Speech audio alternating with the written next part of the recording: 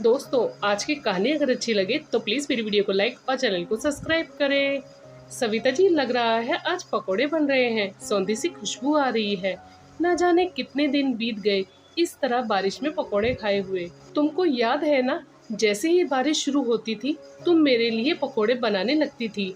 लेकिन वे सब बातें तो जैसे यादें बनकर रह गई हैं। तुम बहू से पूछो ना कि क्या वह पकोड़े बना रही है। अगर बना रही है तो थोड़े से पकोड़े हमारे लिए भी भेज दे। श्यामलाल जी चहकते हुए बोले। आप बिल्कुल सही कह रहे हैं। खुशबू से तो यही लग रहा है कि बहू पकोड़े बना रही है। लेकिन मुझे तो उससे कुछ पूछने में भी डर लगता है। अगर वह गुस्सा हो जाएगी तो हमें बातें सुनाने लगेगी। सविता जी ने अपने पति से कहा। अच्छा, सिर्फ एक बार पूछ लो। अगर आज मना कर दे तब दोबारा कभी मत पूछना। क्योंकि अपने समय में श्यामलाल जी खाने पीने के बहुत शौकीन हुआ करते थे और सविता जी अपना पत्नी धर्म निभाते हुए उनकी हर इच्छाओं को पूरा करती थी। लेकिन अब तो वह समय भी नहीं था। बहू, क्या आज पकोड़े बना रही हो? अगर बना रही हो तो दो चार पकोड़े अपने बाबूजी को भी दे देना। उनका पकोड़े खाने का बहुत मन कर रहा है। सविता जी मन ही मन डरते हुए अपनी बहू से बोली। सबके लिए नहीं बना रही हूँ। अरुण का मन कर रहा था, उन्हीं के लिए थोड़े से बना रही हूँ। इतना कहकर संजना बड़बड़ाने लगी। घर में कुछ भी बनाओ, इन लोगों को पहले महक आ जाती है। उम्र हो गई है, जब देखो तब खाने में आगे रहते हैं। कोई भी चीज बनाकर इस घर में खा भी नहीं सकते।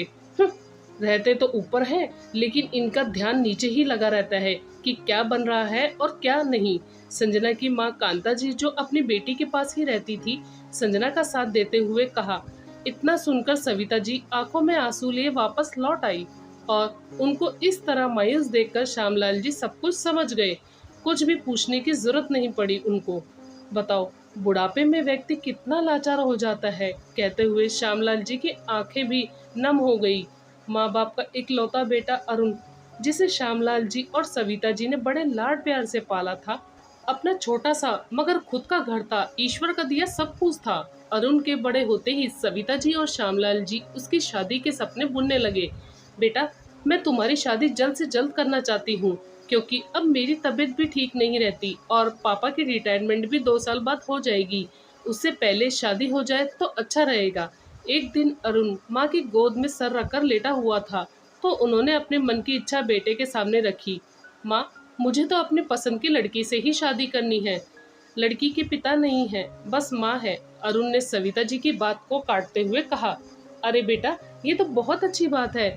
हम लोग लड़की ढूंढने से बच गए और कौन सा हमें दहेज चाहिए। ईश्वर का दिया सब कुछ है। श्यामलाल जी और सविता जी ने बेटे की शादी बड़ी धूमधाम से की। जो भी मेहमान आए शादी का इंतजाम देखकर बहुत खुश हुए, क्योंकि श्यामलाल जी ने बेटे की शादी में किसी भी तरह की कोई कमी नहीं छोड़ी थी। सविता जी संजना को देखकर बहुत खुश हुई और संजना भी दिल से उन लोगों का सम्मान करती। लेकिन एक दिन अचानक संजना की माँ हमेशा के लिए उन लोगों के घर रहने आ गई।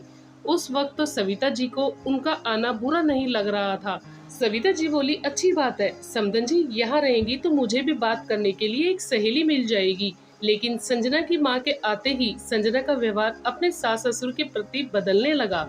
सविता जी को कुछ दिनों के लिए अपने मायके किसी शादी में जाना पड़ा और श्यामलाल जी भी उन्हीं के साथ चले गए और घर की चाबियां संजना को सौंप दी। कुछ दिनों बाद जब श्यामलाल जी और सविता जी अपने घर वापस लौटे तो उनके पैर तले जमीन ही खिसक गई, क्योंकि बहू ने घर की काया पलट कर दी थी। संजना ने सविता जी से कहा, मम्मी जी, आप लोग ऊपर के कमरे में रह लीजिए। मेरी माँ के घुटनों में दर्द रहता है, इसलिए आप लोगों का कमरा मैंने अपनी माँ को दे दिया है और आप लोगों का सामान मैंने ऊपर वाले कमरे में शिफ्ट कर दिया है। संजना ने बड़ी चालाकी से अपनी सफाई पेश की। सविता जी का मन हुआ कि वह कह दे कि बहू, मेरे पैर कौन से मजबूत है, लेकिन घर में कलेश ना हो इसलिए चुप रह गई। और हाँ, आप लोग बिल्कुल भी चिंता मत कीजिए, आप लोगों का खाना पीना सब कुछ मैं ऊपर ही पहुंचा दिया करूंगी। कुछ दिनों बाद श्यामलाल जी भी रिटायर हो चुके थे और दोनों पति पत्नी ऊपर वाले मंजिल पर ही रहते थे। बहुत जरूरी काम होता था तो ही नीचे आते, लेकिन बाकी समय ऊपर ही रहते। अरुण पहले कभी कभार ऊपर आ भी जाता था, लेकिन अब तो हर समय नीचे ही बैठा रहता था। कभी सविता जी आवाज देकर बेटे को बुलाती भी तो काम का बहाना करके टाल देता। बहू के आते ही बेटे को भी पराया होने में देर नहीं लगती है। नीचे तो अक्सर तरह तरह के पकवान बनते, लेकिन श्यामलाल जी और सविता जी के लिए वही रूखा सूखा खाना ही आता था। जब भी किसी व्यंजन की खुशबू ऊपर आती तो श्यामलाल जी का मन बच्चों की तरह ललित हो उठता, क्योंकि वे खाने पीने के बहुत शौकीन हुआ करते थे। ये सब देखकर सविता जी अक्सर दुखी हो जाती। एक दिन सविता जी ने श्यामलाल जी से कहा, सुनिए जी, मैं सोच रही हूँ कि अपनी रसोई ऊपर ही बना लूँ। अभी मेरी हड्डियों में इतनी ताकत है कि हम दोनों का खाना बना सकती हूँ। सविता जी ने अपने दिल की बात श्यामलाल जी से कही। क्या फायदा, बेकार में ही बेटे बहू की बदनामी होगी और कुछ नहीं। जैसे चल रहा है वैसे चलने दो। श्यामलाल जी नहीं चाहते थे कि घर की बात बाहर आए, लेकिन आज पकोड़े की तलब श्यामलाल जी की आंखों में देखकर सविता जी से रहा नहीं गया। मैं बहुत विचलित हो गई। सुनिए, मैं जरा जरूरी काम से बाहर जा रही हूँ। श्यामलाल जी से इतना कहकर सविता जी नीचे उतर गई, और जब वह बाजार से लौटकर आई तो पूरा किचन का सामान साथ लेकर आई, और तब तक अरुण भी दुकान से आ चुका था। ये सब क्या है माँ? अरुण ने हैरानी से पूछा। बेटा, अभी तुम्हारे बाबूजी की पेंशन आती है, इसलिए आज से हम लोग अपना खाना ऊपर ही बनाएंगे। और हाँ, एक बात और, 10 दिन के अंदर अपने रहने का इंतजाम कहीं और कर लो, क्योंकि मुझे ये घर खाली चाहिए। सविता जी गुस्से में बोली। माँ, आप मजाक कर रही है ना? अरुण ने हंसते हुए कहा। मजाक तो तुम लोगों ने हमारा बना कर रखा है। हमारा कमरा भी छीन लिया, खुद के लिए तरह तरह के पकवान बनाते हो और हमें रूखा सूखा खाने को देते हो। अपने ही घर में हम बेगाने हो गए हैं, लेकिन अब बिल्कुल भी नहीं। अब हमारी आंखें खुल चुकी हैं। ऐसा मत कहिए माँ। सविता जी का निर्णय सुनकर अरुण ने सकपकाते हुए कहा, नहीं, मैं अब फैसला ले चुकी हूँ। अब वही होगा जो मैं चाहूंगी। लेकिन माँ, आप लोग इतने बड़े घर में अकेले रहकर क्या करेंगे? अरुण ने कहा तो सविता जी बोली, मैं कुछ भी करूं, चाहे ये घर बेचूं या किराएदार रखूं, लेकिन अब हमारा तुम लोगों से कोई मतलब नहीं है। प्लीज माँ, मुझे माफ कर दीजिए, मुझसे गलती हो गई, लेकिन अब ऐसा बिल्कुल भी नहीं होगा। मैं आपसे वादा करती हूँ। संजना अपनी आंखों में झूठे आंसू लाते हुए बोली। फिर सविता जी बोली, माफ करने के दिन बीत गए हैं बहू, और हाँ, ये घर मेरे नाम पर है तो मुझे 10 दिन के अंदर हर हाल में पूरा घर खाली चाहिए। माँ, हम लोगों के बारे में भी तो सोचिए, हम लोग कहाँ जाएंगे? अरुण बोला। तो सविता जी बोली, वे तुम्हारी समस्या है, जहाँ तुम्हारा दिल करे वहाँ रहो।